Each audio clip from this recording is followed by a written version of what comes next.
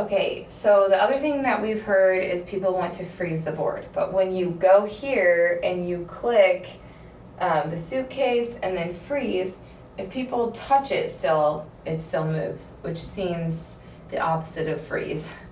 I think that's because, like a projector, you'd have your device plugged in and then you'd choose that, then you could do different things on your device.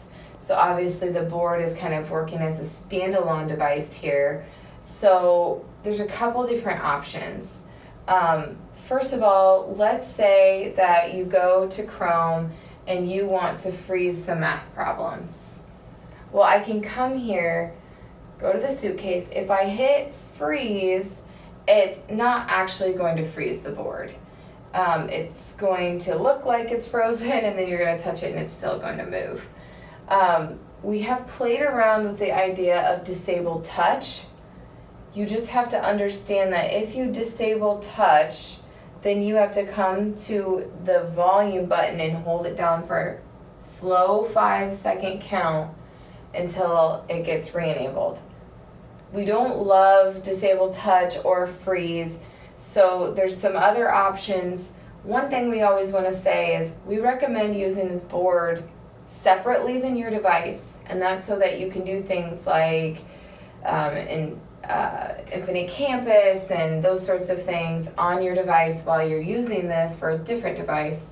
But there might be some times where it makes a lot of sense to just plug in with the USB-C, choose the input, choose your computer, then you can use the remote or these options to freeze it, and you can use it similarly as the freeze button. Or you could do something like take a screenshot, pull this up in the whiteboard or use annotation tools, and then you're freezing this just by taking a screenshot. People aren't clicking around, getting out of the app, and that sort of thing. So to take a screenshot, I can push the square and then I say screenshot. Then I want to go back to my dot. I can swipe up kind of in the middle and I get all my other apps. I go to File, and then I choose the one that I just took a screenshot of, and now I can use my annotation tools,